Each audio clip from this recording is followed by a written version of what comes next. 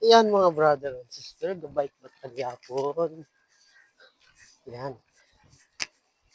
Dire ni sa Simbra Viva, sa Barangay Simbra Viva, San Dionisio. Kadto ni sa Paho Road. So, sunod tani dire ka maagi.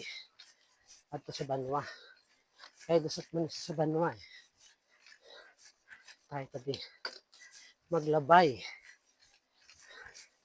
Magulang katapos ulan. Wala.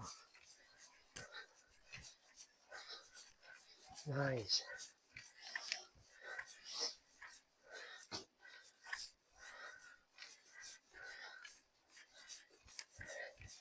Bago lang katapos ulan. Damol guro di ulan gina, mga brother and sister. Yan. Dulhog.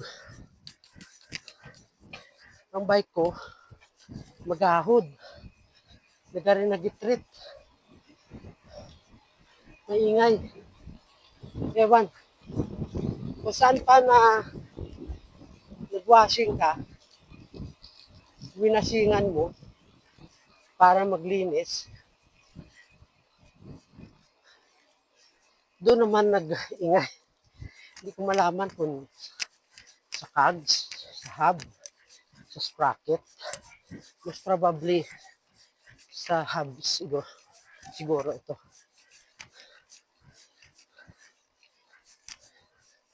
Nilinis ko lang. Okay. One time nag-trail. Butak kalutak. Nilinis ko pati yung kadina ko. Ay nako. Nilagyan ko lang siya ng chain lobe. Nag-ingay na. Yan mga brother and sister. Sa proper na ito nila. Kita mo, marami tayong naagyan ng mga bahay. Yan, proper sang Paho. Utod. O yan o. Rock road. Utod siya. Yan. Pero sa sunod nito, naman ano sabi ito? Simentado naman na. Yan mga brother and sister, tingnan nyo. May mga area pa rin naman na mababaykan ka rito na ganito. Hindi pa halos lahat na simento. Yan. Putol-putol. Yan mga brother and sister. So nakikita nyo.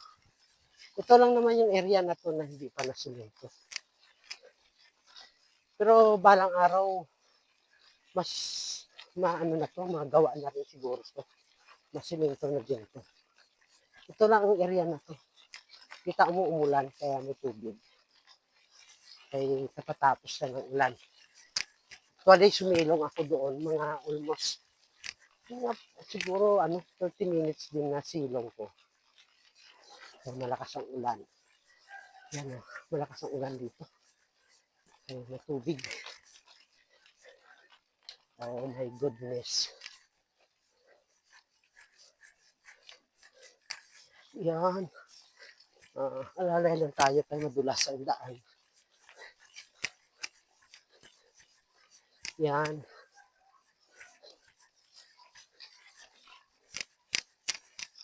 Yan, alalay lang. Hanapin na natin yung medyo mababaw. Yan. Yan, simentado na mga brother and sister. Nakikita nyo? Yan. So, tingnan nyo. Malumot na ang bawat side ng kalsada. Kasi walang gaano may nadaan. Kaya, malumot siya. Oh. Buti nga, maiksi na lang siya. Yun na lang, dati hanggang dito yun. Yung rough road, hindi pa natapos. Ngayon, mahaba-haba na ang simento nila. Yan, mga brother and sister. Yun. Tingnan mo malumot. dahil sa na ano sa may mga malalaking puno sa tabi niya. So hindi siya halos naaarawan. Kaya nagkakaroon siya ng lumot. Yan mga brother and sister.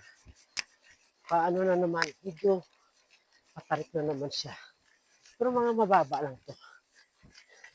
Hindi siya yung mahaba, hindi.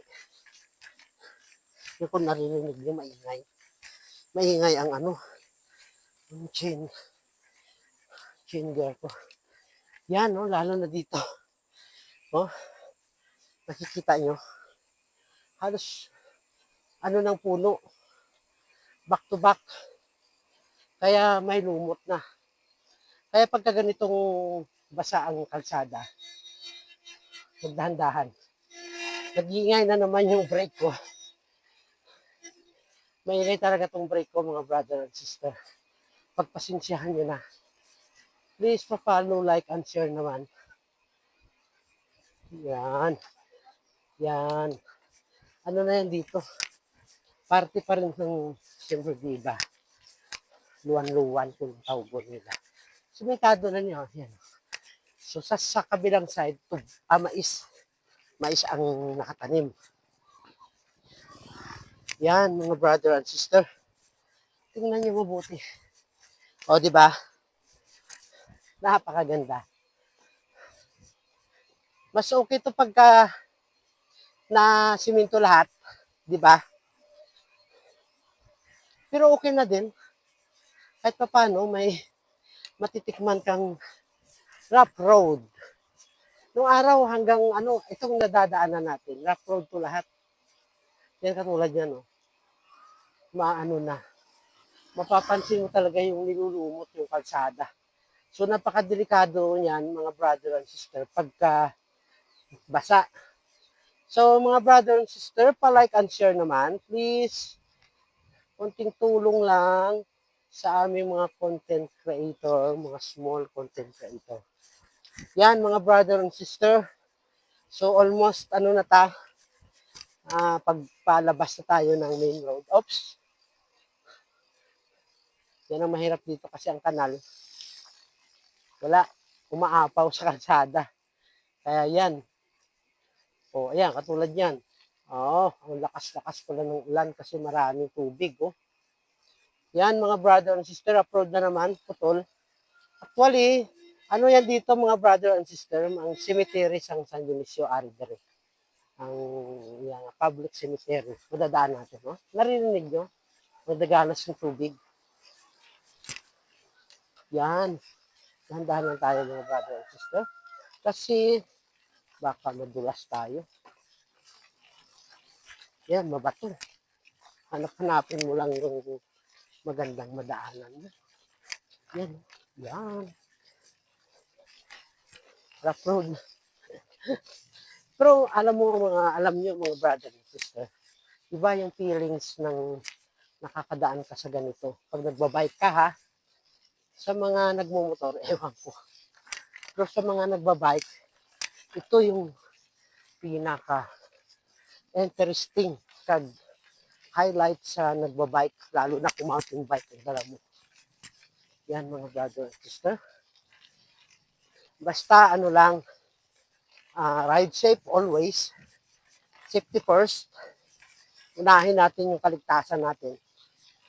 Diba? Kung hindi kaya, ano ka na lang, baba ka na lang.